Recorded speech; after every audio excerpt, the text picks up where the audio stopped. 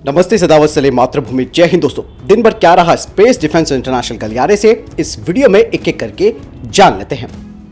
दोस्तों, पहली अपडेट भारत के अर्जुन मार्क 1A टैंक को लेकर आ रही है। दोस्तों, अब बताया जा रहा है कि भारत के Arjun main battle tank mark 1A में 89 यानी कि 79 सुधार किए गए हैं और अर्जुन मार्क 1A एक बिल्कुल नया डिजाइन है जो पिछले साल ही उत्पादन में आया था। हालांकि अर्जुन मार्क 1A मार्क 1 से 9 टन अधिक भारी है। जहां MK1 70 किलोमीटर प्रति घंटे की रफ्तार से चलता है, तो वहीं MK1A संस्करण 58 किलोमीटर प्रति घंटे की रफ्तार से चलता है, जिसका कारण है वजन का भारी होना। इसके अलावा अर्जुन मार्क 1A में बहुत ही ज्यादा एडवांस उपकरण लगाए गए हैं, जिसमें कि सुरक्षा के लिए इसमें नेरा सिस्टम लगाया गया है। इसके अलावा मेन गनर साइट जो कि ऑटोमेटिक टारगेट ट्रैकिंग सिस्टम के साथ है, यानी मार्क 1A संस्करण में कमांडर पैनोरामिक साइट भी लगाई गई है, जिससे कि ये टैंक दिन और रात दोनों में काम कर सकता है। साथ ही इसमें लेजर रेंज फाइंडर लगाया गया है और थर्मल इमेजिंग साइट भी इसमें जोड़ी गई है। ऐसा दोस्तों इसलिए भी कहा जा रहा है क्योंकि ये जो अर्जुन मार्क 1A टैंक है, ये भारत को रशिया के टैंकों पर निर्भरता कम करने में मदद करेगा। और ये जो सुधार किए गए हैं अर्जुन मार्क 1A में, वो इसको कठिन इलाके में अत्यधिक सुरक्षित और मोबाइल बनाते हैं और इसीलिए ये अर्जुन मार्क 1 से 2 गुना शक्तिशाली है और भारत लगातार इसमें सुधार कर रहा है और मेड इन इंडिया कार्यक्रम के तहत इस पर काम चल रहा है। दोस्तों, भारत न केवल अर्जुन मार्क 1A टैंक को पूरी तरीके से शामिल करना चाहता है, बल्कि इसको निर्यात भी करना चाहता है और इस टैंक के बारे में बहरीन भी इंक्वायरी कर रहा है और इसके लिए बातचीत शुरू हो चुकी है। यही नहीं दोस्तों, भारत अर्जुन टैंक पर एक मानव रहित जमीनी वाहन का विकास भी कर रहा है। तो आप समझ सकते हैं कि अर्जुन मार्क 1A पर कितना ज्यादा काम किया जा रहा है और ये भारतीय सेना की आने वाले समय में एक बैकबोन बनेगा। बढ़ते हैं अगली अपडेट की तरफ, जो कि ब्रह्मोस मिसाइल को लेकर आ रही है। दोस्तों, Bharat BrahMos supersonic cruise missile का एक नया एयर लॉन्च संस्करण विकसित कर रहा है, जिसकी अधिकतम दूरी 800 किलोमीटर होगी। वहीं दोस्तों कहा यह जा रहा है कि ब्रह्मोस मिसाइल की जो सीमा है उसे पहले ही बढ़ा दिया गया है और इस मिसाइल से ऊंचाई पर हवाई हमले करने का लाभ भारतीय वायुसेना को लंबी दूरी के लिए मिल सकता है और ये फिर 800 किलोमीटर और उससे अधिक के लक्ष्य को मार गिरा सकती है। और दोस्तों, भारत ने अभी हाल ही में अपनी टैक्टिकल मिसाइल की जो सीमा है उसमें वृद्धि कर दी है, जिसका साफ मतलब है चाइना की जो टेरिटरीज हैं वहां तक भारत की मिसाइलों की रेंज हो सके। इसीलिए भारत ने न केवल रेंज बढ़ाई है मिसाइलों की, बल्कि उनके सॉफ्टवेयर में भी अपग्रेड किया है और ये अब जो अपग्रेडेशन है वो 500 किलोमीटर के आगे के लिए जाता है। और भारतीय वायुसेना ने अपने Su-30 लड़ाकू विमानों में से लगभग 40 को ब्रह्मोस क्रूज मिसाइलों से लैस किया है, जो दुश्मन के शिविरों के लिए भारी विनाश का कारण बन सकता है। दोस्तों, बढ़ते हैं अगली अपडेट की तरफ। New space research and technology ने प्रधानमंत्री नरेंद्र मोदी को अपने कैट्स इन्फिनिटी प्रोग्राम के बारे में जानकारी दी, जो कि सौर ऊर्जा से चलने वाला हाई एल्टीट्यूड सूडो सैटेलाइट है। और अभी हाल ही में मैंने आपको डिफेंस अपडेट में भी बताया था कि इसका पहला फ्लाइट टेस्ट किया गया था स्केल मॉडल का, जिसका विंग स्पैन 18 मीटर का है और जो इसका फुल स्केल प्रोटोटाइप होगा उसका विंग स्पैन 24 मीटर का होगा, जिसे कि HAL के साथ मिलकर बनाया जा रहा है। ये 65,000 फीट की ऊंचाई पर क्रूज कर सकता है और वहां पर 90 दिनों तक रह सकता है। इसके अलावा इसमें advance sensors, synthetic aperture radar लगाया जाएगा, जो कि दुश्मन के इलाकों के अंदर टारगेट को पहचानेगा और साथ ही ये जो आने वाले cats warrior loyal wingman arm drones हैं उनके साथ भी मिलकर काम करेगा। बढ़ते अगली अपडेट की तरफ। दोस्तों, तीनों सेनाओं के सभी उन्नत हल्के हेलीकॉप्टर यानी कि ALH अब जांच से गुजरने वाले हैं। अरुणाचल प्रदेश में आपको मालूम है कि सेना का एक हेलीकॉप्टर दुर्घटनाग्रस्त हो गया था और इसके बाद अब ये फैसला लिया गया है। भारतीय वायुसेना, नौसेना और थल सेना में लगभग 300 ALH हेलीकॉप्टर हैं।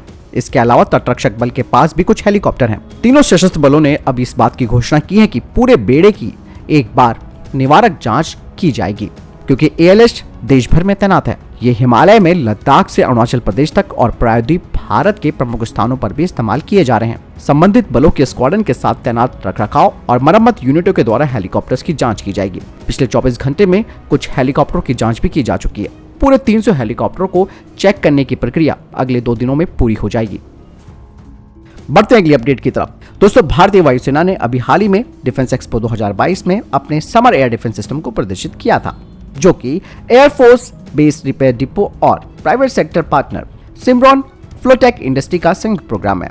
बता दें कि 7 बेस रिपेयर डिपो ने इसके लिए रशियन R-27, R-73 और R-77 मिसाइलों का रिफर्बिशमेंट किया है, जो कि अब समर एयर डिफेंस सिस्टम का हिस्सा होंगी। साथ ही ये भी कहा जा रहा है कि कुछ संख्या में इन्हें शामिल भी किया जाएगा और ये जो सिस्टम है वो लो और स्लो फ्लाइंग टारगेट्स के खिलाफ काफी प्रभावशील भी है।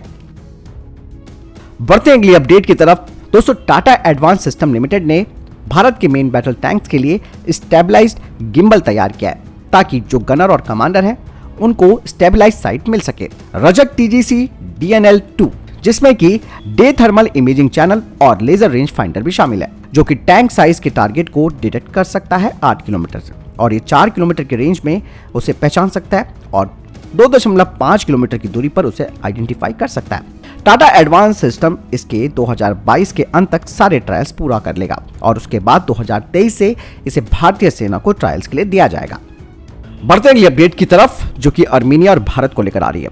आप सबको मालूम है कि आर्मीनिया भारत को स्वाति वेपन लोकेटिंग रडार की ऑर्डर दे चुका है, जिसकी अनुमानित कीमत $40 मिलियन है, और इसके साथ ही आर्मीनिया ने भारत को Pinaka multi barrel rocket launchers के 4 बैटरीज का भी ऑर्डर दिया है, जिनकी अनुमानित कीमत $250 मिलियन है। और यही नहीं, इसके अलावा आर्मीनिया भारत से टाटा डिफेंस सिस्टम के द्वारा बनाए गए ALS-50 लॉइटरिंग म्यूनिशन, इसके अलावा नागास्त्रा लॉइटरिंग म्यूनिशन जिसे कि सोलर ग्रुप ने बनाया है, उन्हें भी खरीदना चाहता है, जिसे कि वो अपनी स्पेशल फोर्सेस को देगा। अब दोस्तों आपको मैं बताना चाहूंगा कि आर्मीनिया रशिया के Iskander mobile short range ballistic missile का इस्तेमाल करता है, लेकिन पिछले साल आर्मीनिया के प्राइम मिनिस्टर ने स्कंदर मिसाइल सिस्टम की योग्यता पर सवाल उठाए थे, जिसमें कहा गया कि स्कंदर के 90% तक विस्फोट नहीं हो पाए।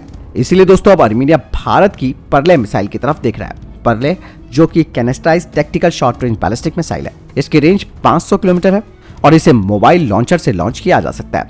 ये दुश्मन के रडार, उनकी कम्युनिकेशन इंस्टॉलेशन और कमांड और कंट्रोल सेंटर को तबाह कर सकती है। साथ ही साथ ये दुश्मन के एडवांस एयरफील्ड्स को भी बर्बाद कर सकती है। बढ़ते हैं अगली अपडेट की तरफ, जो कि टेडबीएफ को लेकर आ रही है। एरोनॉटिकल डेवलपमेंट एजेंसी के अधिकारियों ने कहा कि 4.5 जनरेशन वाला टेडबीएफ, इसमें 5th जनरेशन की जो तकनीक है उसे भी शामिल किया जाएगा, जो कि अभी AMC stealth fighter jet programme के लिए तैयार हो रही है। और ये जो तकनीक होगी ये 20 साल बाद भी रेलेवेंट होगी।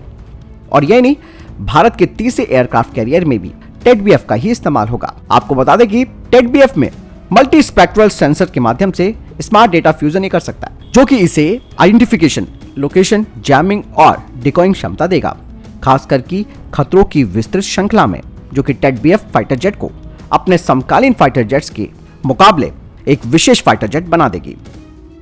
बढ़ते हैं अगली अपडेट की तरफ। दोस्तों DRDO टाटा के द्वारा बनाए गए वैप को अब भारत की 3 प्राइवेट सेक्टर की कंपनियों से कड़ी चुनौती मिलने जा रही है, जहां एक तरफ L&T ने अपना स्केल मॉडल प्रदर्शित किया था 8x8 wheeled armour fighting vehicle का डिफेंस एक्सपो में, और ये बिल्कुल नया डिजाइन है, लेकिन इसमें जो उपकरण और सिस्टम्स लगेंगे वो DRDO के बने होंगे।